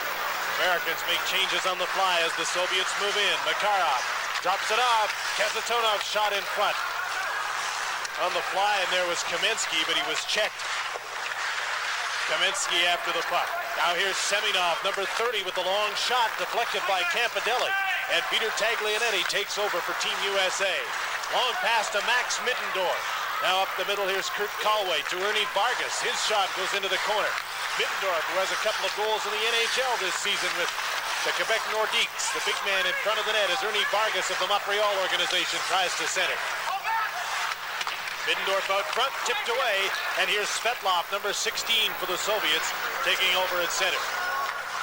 The pass to Semёnov, now to Kamensky, moving right in front, swept in front of the goal and made the save. Well, that's what I mean about 5-man units playing together. Those guys make passes that they seem to automatically know where the other player is. Yeah, your point's well taken, Jim. It allows these guys to play a very instinctive game and make a lot of passes that almost appear to be blind passes, but because they play together all season long, they almost know a man's going to arrive and be there. Here's Seamak, number 18, stopped by Cleon Daskalakis, who's made a couple of good saves to start this third period. 8-1, the Soviets lead. Jim, the U.S. team is really chasing the puck on defense, and they get caught in that chase mode. That's going to cause them a lot of problems. You can't start chasing the puck. You got to make sure you let somebody else do the job. You just can't have 2 or 3 people doing one person's job, and it's happening right now. There's a shot that didn't get through to Milnikov, who's the new goaltender for the Soviets. Alfie Turcotte, is number 11, has a man in front. Spins to try and get away from his man Starikov. The centering pass was knocked away by the goalie. And then the defense clears the puck to center. Here's a 2-on-1. It's Seamak with Khomutov. Seamak faked the shot. Khomutov tried to backhand it towards the goal, and he couldn't control it nor get a good shot away. When they go to the bench, I know for sure that Seamak will be talking to Khomutov about putting the puck back so he can get one-time the puck. As he opened up there with a stick back, Jim ready to one-time the puck, and the pass was off his front foot too far, and normally they want the puck in a certain place. TSN will continue to originate from Calgary in the very near future after the Calgary Cup. Will Pat Micheletti make that of Team USA? Slashing the call on Micheletti and on Bikov. Coincidental minors. Khmylov breaking through the middle, got a shot that was blocked by Cleon Daskalakis. Lots of room to skate. One more time for the Soviet players. Tatarinov, number 6, takes over to Gusarov, number 3. Now winding up and starting out of his own zone is number 14, Pryakin from the Soviet wings. He drops it off, it comes through to Tatarinov, feeds it to the open side. Gusarov feeds the streaking Khmylov, and he can't hit him in front of the net. Jim, if you're not away from the puck against these people, they'll really burn you. In the U.S. right now, they're all playing like they're playing little tunnels out there, and they have not very much idea what's happening away from the puck. They're all kind of concentrating only on the puck. And that's the first way you defeat yourself. All of a sudden, the guy arrives at the goal mouth, and it's a little tap in, and it's in the net. And you've got to make sure that you're doing the job away from the puck, and they've lost their concentration a little bit. That's Yuri Khmylov of the Soviet wings, a 22-year-old. This entire line, as we pointed out the other night, is from the Soviet wings. I wonder if this unit will be with the team come World Championship time. Jim, I don't think they will. I think that this unit's just getting a chance to play here, and in Izvestia this year, I think that maybe Nemchimov might be able to stay with the team, but the other two, Pryakin and Kailanov, might be, I think, moved down. Still a couple of pretty good players that have been scratched from this tournament. Yashin comes to mind. Karin hasn't played. I'm surprised that Karin hasn't played because he's really a good young player with great speed, and he's probably a better player than the other 3 guys from the Soviet wings that are playing. 35 seconds left in the coincidental minor penalties as Peter Taglianetti chases the puck down into the Soviet zone. Kasatonov gave it away. Dan Dorian centering pass. Mike Donnelly trying to get a handle on the puck out front. Now behind the net. Sends it back to the line, and Donnelly will have to chase it. Donnelly signed as a free agent out of Michigan State. Trying to get a hold of the puck, and he can't. Here come the Soviets once again. Krutov took the pass from Larionov. Centering pass, and it's shot wide by Larionov. The penalties are over. The teams have 5 skaters each once again. Number 5 is Sean Cronin, moving through the middle, stick handling, plays it off to Dorian. The centering pass goes off the stick. Held against the boards by Tatarinov, and he brings it and passes it onto the wing to Kamensky. Number 13, Kamensky made the move, but the puck just drifted into Daskalakis. Todd Chanel, checked by Kamensky. Semyonov in there as well, looking for a loose puck. Scott Johnson is number 17 that took the 2-line offside pass, so we have a stop in play, and we'll turn it over to Howie. Folks, if we got something for you here, a tic-tac-toe play, the puck does not stop for a second on any Soviet stick. This is a Soviet player that has it. It'll come to this man right here, but this guy knows already he's on the curl, and this fella's on the curl as well. Now it's just bang, bang, bang. Watch it. They don't stop it. Off of one stick onto the other stick, and there he is. Made the curl in front of the defenseman, and he's home free like the bird. Super puck control, great anticipation. And, talk about playing the game with your head as well as your stick in the skates. They're great. That's a perfect example, David, what you were pointing out earlier, being one pass ahead of the play at all times. They knew where the pass was going ahead of time. That was a classic highlight to show the people. Just great skills right there. It's going to be a penalty against the Soviets. It'll be a roughing call, and it'll be against who else? Tatarinov. We'll be back with more from the Labatt's. The Soviet tough guy Tatarinov in the penalty box for roughing. The Americans go to the power play 0 for 6 with a man advantage so far this evening and trailing 8-1. It's almost a victory, though, that they've been through 6 minutes of the third without being scored upon the way this game has gone tonight. Peter Taglianetti with a shot from the point. Bounces off the inboards. Kurt Calway, number 19, on the ice with Vargas and Middendorf. There's a shot blocked by Milnikov, and he closes his legs and squeezes the puck in the crease, and some pushing and shoving with Vargas in there. Got a lot of that pushing and shoving in front of the net tonight, Jim, and the U.S. power play is designed to put people in front of the net and create a crowd. Pretty good shot here. Good save by Milnikov, although he's down. He's on the seat of his pants. Not like Beloshenko. There's a good example of a difference to two goaltenders. Well, what I noticed on the Soviet power play today, they don't put anybody in front of the net to block. They head for the net when they get the puck back to the point, and the shot's on the way there. But they don't put any great, big, dumb, tough, unskilled guy on the ice at all. And if they do have a person like that, they don't put him in front of the net. The Americans have had absolutely no time to work on a power play, and I can understand why they go to a very basic system of shoot from the point with a man in front of them. Yeah, in a short period of time, it's pretty basic, and it does get the puck to the net and directs the attack there. And with the guy in screen position, anything can happen. Max Middendorf to the point. Richie Dunn to Middendorf. Vargas standing in front of the net. Middendorf's pass didn't get through. There's a back pass to Kurt Calway right in front. Trying to one-time it was Vargas, and he just mishandled it. The play was there. The puck was on his stick. Homutov, number 15. Lost it to Richie Dunn. 50 seconds left in the penalty to Tatarinov. 3-on-2. The Americans come over the line. Middendorf shot it. Milnikov made the save. Jim, not too often you see Prvukhin get beat like that with a little outside-in move. He's pretty steady, and he got undressed there by Middendorf a little bit one-on-one. Kucherov across the ice to Prvukhin. 25 seconds left in the penalty to Tatarinov. One last rush here for the Americans. Dominique Campanelli, number 4, through center. Didn't wait long enough, didn't skate up over the blue line, and it's a two-line offside pass. Brett Hull played in the BC Junior Hockey League with Penticton before he went off to the University of Minnesota Duluth, and you knew he was going to be quite a sniper when he scored 105 goals in 56 games in the BC Junior League, and then went on to score lots at UMD. He was a great scorer down at Duluth. You know, he got a great touch around the net. He's also got an excellent shot, and he's the kind of player in the small North American rink can be quite effective if he's got the right playmaker to play with him. We'll see him playing for the Calgary Flames without a doubt if he stays injury-free. Probably this season. I think he'll get a crack at it. Tatarinov is out of the penalty box. Soviets back at full strength. There's a tip shot. Milnikov got lucky. It was tipped and it bounced up and hit him. Now the Soviets moving out of their own zone. Prvukhin, as he goes on a line change, plays the puck to Nemchina.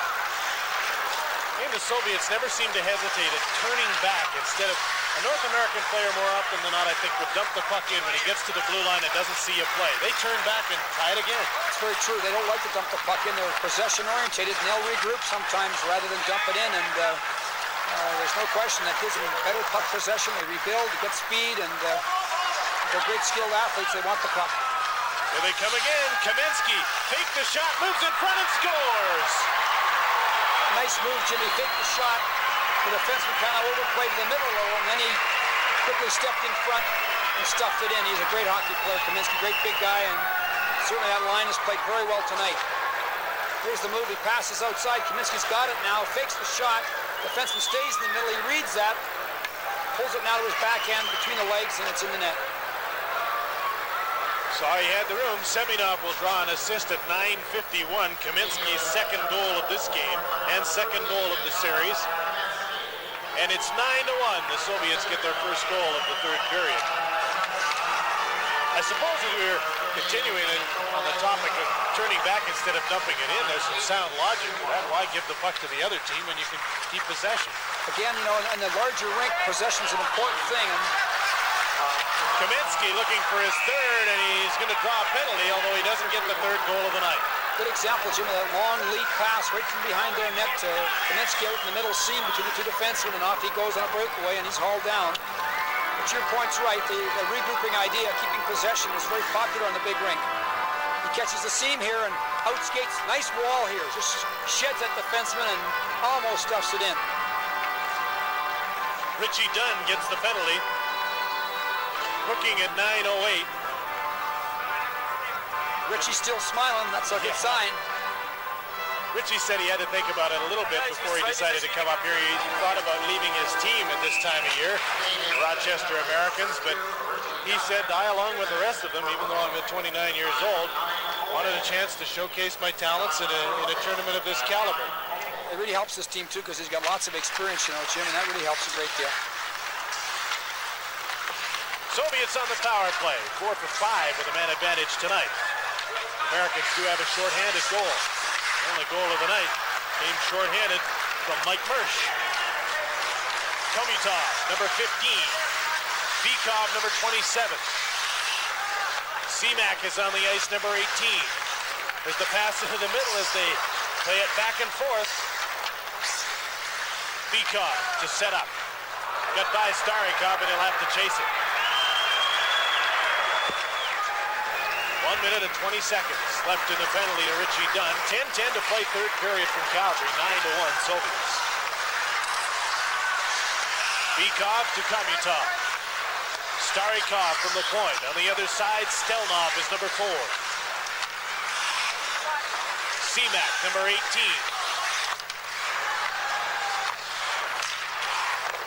Got the shot away, and it was wide.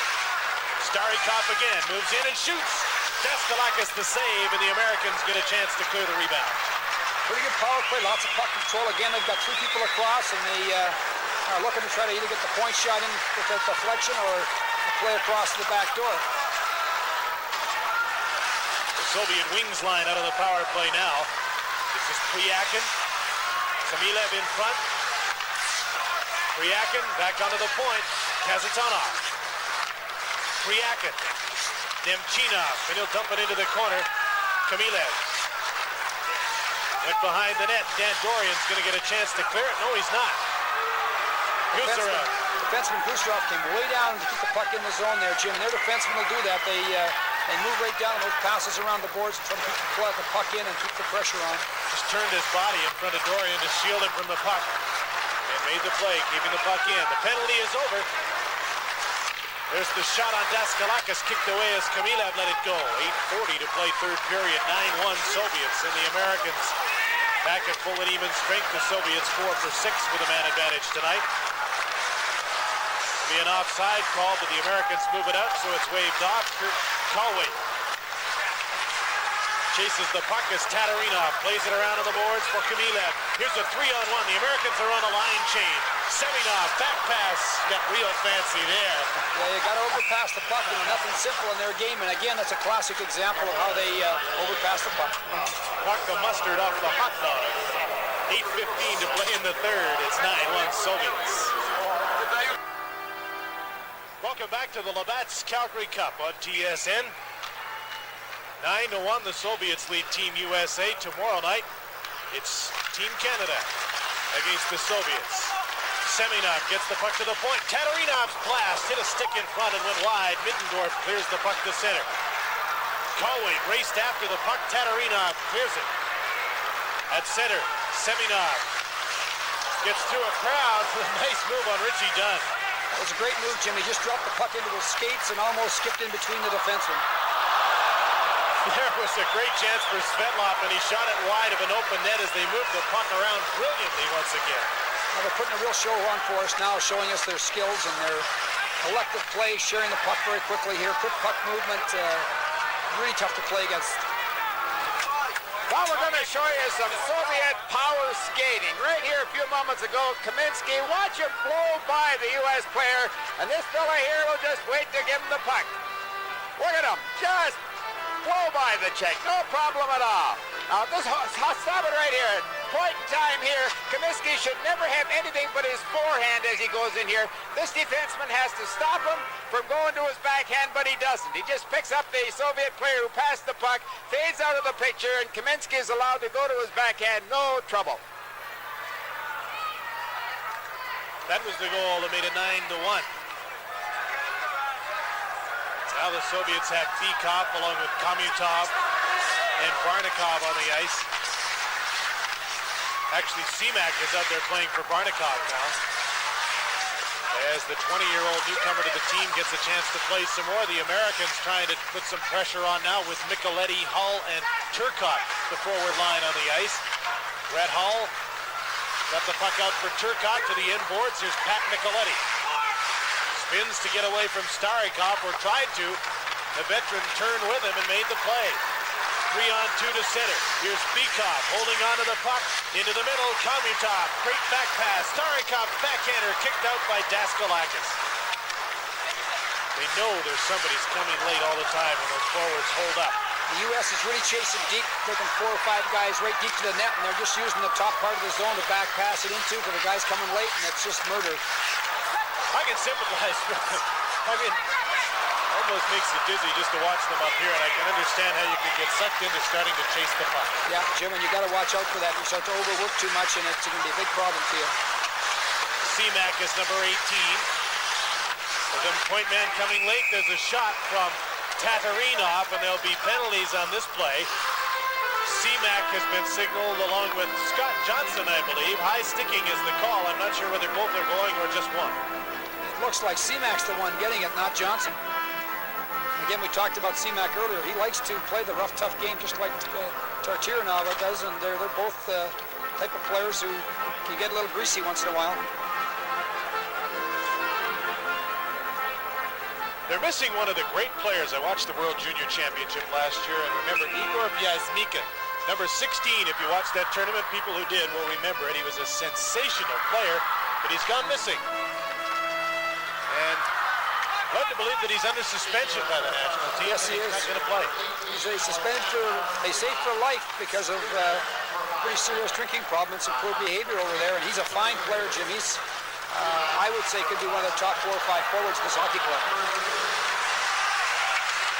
The penalty is to Semak. The Americans on the power play for the 8th time tonight. 0 for 7 so far. Puck was gloved ahead, and so the play is called. There's the coach, Tikhonov.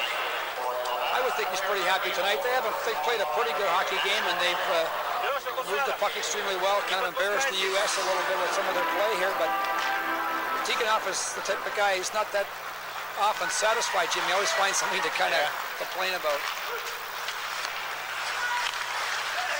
He was in a pretty good mood after his team beat the Czechs the other night. It's very amiable. It's hard to sit in on some of the press conferences sometimes because I never know whether to believe the interpreter. They don't tell you very much, do you, Jim? They don't give you much information. They're very secretive. And they'll almost tell you anything you want to know except anything personal. If you've got a few pins to trade, they'll tell you who's in the lineup, who's playing with who, and all sorts of general information, but ask anything personal and forget it. Jim, it looks right now as if the Soviets are not that interested really in scoring goals. They're just moving the puck back a lot. They're man short, but they're moving the puck back, not trying to counterattack when they've got the man down, and usually they do. Usually when they're a man short, they'll still try to score on you. 5 minutes to go in the third, 28 seconds to go in the penalty to Semak. 9-1 is the score. Richie Dunn had the puck hop over his stick. Kamensky chases Peter Sockins. Dunn lost the puck after it is Svetloff. Back to pick it up is Mike Donnelly. Donnelly, number 12. With a pass ahead, it's picked up now by Jeff Rolochek, number 14. In through the middle with some room, drops it back. There's the shot by Donnelly, deflected into the stands just as the penalty to Semak expires. Howie? Well, folks, we want to show you how the Soviets create open ice and then have the sense to move into that open ice. The Soviet player here will have the puck and he'll just drop it to the man who's on the bill daily, who's really coming out of his own end, and that's the key to their success. Now what the puck carrier will do, watch, he'll go, stop it right here. He'll get everybody going this way, but the key is, watch this fella here. He will come into open ice and take it here, but he's not going to do anything with it. There's the guy there that's going to walk home free. Puck carrier gets fellas going to him, stop it. There's the open ice that he moved into. Now look at, everybody's in that half of the rink and he's coming just like that. Man, oh man, do they know how to create open ice and get into it and get the puck there the same time as the player arrives. It is just a classic.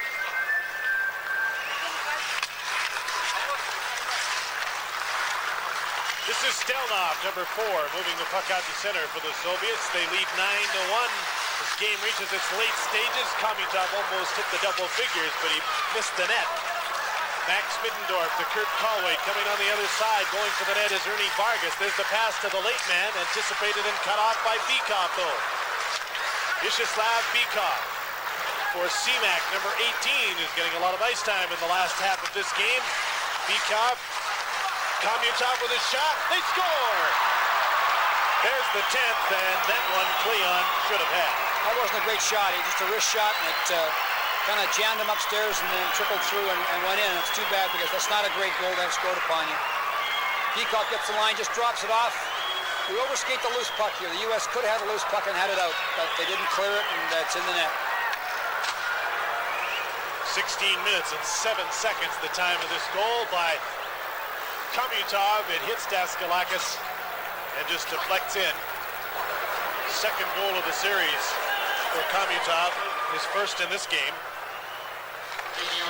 Jim, it's really interesting on the attack now. The Soviets, they got the U.S. defense really intimidated. They're backing off the line quickly, and they'll take the puck wide and then cut up in front of the face of the defenseman. And that causes all kinds of problems because now as you cross the blue line, the puck's in the middle of the rink, and it causes a lot of problems. Don't blame you for looking a little glum, Greg. Well, all night. Tough task for these guys to play against a team like this, and they're trying hard, but they're overworking and wasting a lot of energy. 10-1. Illustrating the great power of this Soviet team. They've spread the scoring all through their 4 lines. That's a good comment, Jim. They really do have good balance to their attack, don't they? The line seems to make great passes, great plays. This is the Soviet wings line. Nemchinov, Khmylov, Pryakin on the ice right now. Khmylov drops the puck for Kasatonov. They haven't played the KLM line the last 5 or 6 minutes, Jim. They haven't had him on the ice, and it looks like they're just going to rest him a little bit and let the other lines play more. You'll look forward, I'm sure, to facing a well-rested KLM line tomorrow it's going to night. be just great. I can hardly wait. Khmylov drops the puck off. Campidelli. 2:48 is the time remaining as Dom Campidelli goes for a little skate in his own zone. And there'll be a penalty called at center ice. It'll be a hooking call. And it'll be against the Soviets, Khmylov. You know, the U.S. has tried very hard tonight, but they've had a lot of problems. And an example here of Campidelli, nice little act right there. Yeah, not very bad. good. He could probably play for the Czechoslovakian team if he keeps that up. You're going to make a great broadcaster, David. How are you approaching the game tomorrow night? I mean, you know how good this Soviet team is, and I'm sure your players have great respect for them, having played them. We have a lot of respect for this team, and we know we've got to play a really complete hockey game, Jim, and you've got to make sure that your players don't get into that chase mode and start just chasing the puck and hounding the puck. You got to make sure you're taking away options from the puck carrier, playing very smart defensive hockey, and unfortunately against these people, they'll have the puck an awful lot, so we got to play very smart defensively. Well, your team in the past has shown great discipline, and I'm sure they'll show it tomorrow night. 2:12 remaining in this game. 10-1, the Soviets lead Team USA, and the Americans are on a power play for the 9th time tonight. I interject here. If I were to scout a North American team of any caliber, I think I could pick the best 3 players. But how do you pick the best 3 players out of a Soviet team, or the best 5? If I'm a scout for a National Hockey League club, how do I? I'm not sure you can. I agree with you. They're all 20 of them are just great hockey players, and the KLM line is always considered to be their best line. But tonight, you know, all lines have played very well. All defensemen have played well. This particular night, Kamensky stands out in my mind as perhaps one of the best, but only because he's put a couple into the net. The other guys have played well too. Just over a minute to play in this game. The Soviets will be unbeaten in their 2 starts. The Americans will drop to 1-1 with a game against the Czechs coming on New Year's Day. Khmutov was hooked to the ice, otherwise he'd been in alone. Did you see that balance, Jim? He gets hooked, amazing. Falls on one knee, gets right back on his skates. That's amazing balance. Like if young kids are watching the game, you see the need for balance right there, and that's incredible. The athletic skill that athlete showed in that situation right there. I mean, the average guy is down and sprawled, and he regains his balance right back on his feet. Outstanding. That's Khmutov, and he's going to the penalty box right now as he hooked down the American player right there. Yeah, he reaches around, and there's no need for that because there's already one defender there to play the fellow. But he reaches around here now to the other side, hooks the elbow, and Mike Donnelly goes down. The Americans will have a 2-man advantage, but there's only 59 seconds left in this game, with the Soviet Union leading 10-1. Still 21 seconds left in the penalty to Khmylov. Well, they're 2 men short, and they'll still put the pressure on all the way to the end, Jim. They won't lay off.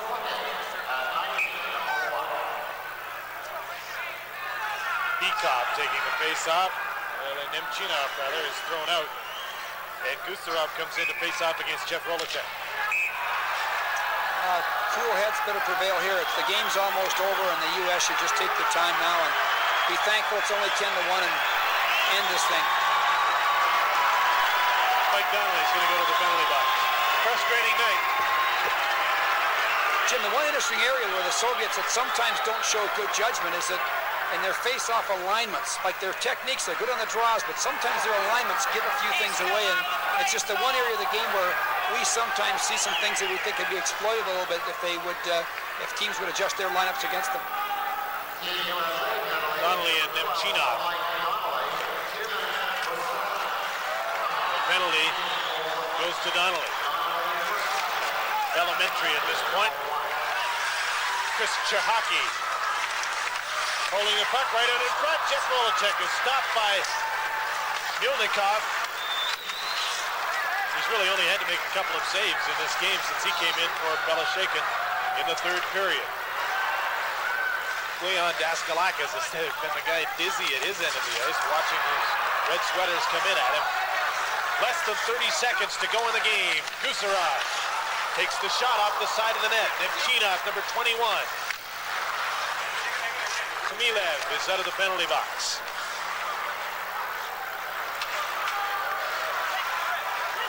Gusarov goes for a skate. We're just playing the 4-corner box, the old basketball stall here to kind of kill the clock off. Not that it wasn't in the first, but this one is now officially history. The Soviet Union has defeated Team USA 10-1 and really given them a lesson tonight and given us quite an exhibition of what the Soviet team can really do. Well, I would strongly advise hockey fans in Hamilton and in Ottawa, that's where they're playing, to just get out and see Team Canada play this Soviet club. I know they're going to be great hockey games, and you're going to appreciate the skill of both teams. It's going to be great entertainment. I agree, Howie. It's great to watch a team of this caliber, and certainly for hockey fans, it's always exciting. 10-1 is the final score here for the Soviets. Now let's go for the presentations to public address announcer Tom Tompkins. Ladies and gentlemen, here to make the Labatt's Players of the Game Awards presentation, from Ice Hockey Program Coordinator from Labatt's Brewery of Canada, Mr. Doug Kelcher, and the Director of Hockey Canada, Mr. Bill Hay. Ladies and gentlemen, the Labatt's Player of the Game for Team USSR, number 11, Igor Larionov.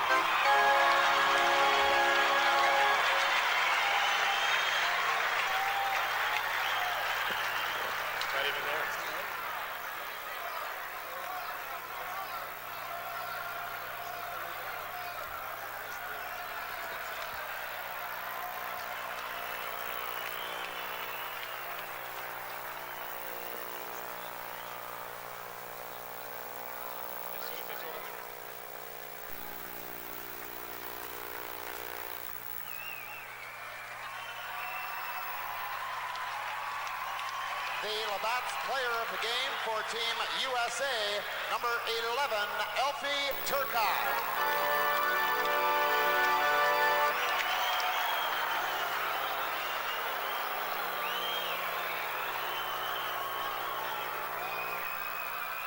Ladies and gentlemen, would you please rise for the playing of the national anthem of tonight's winning team, Team USSR.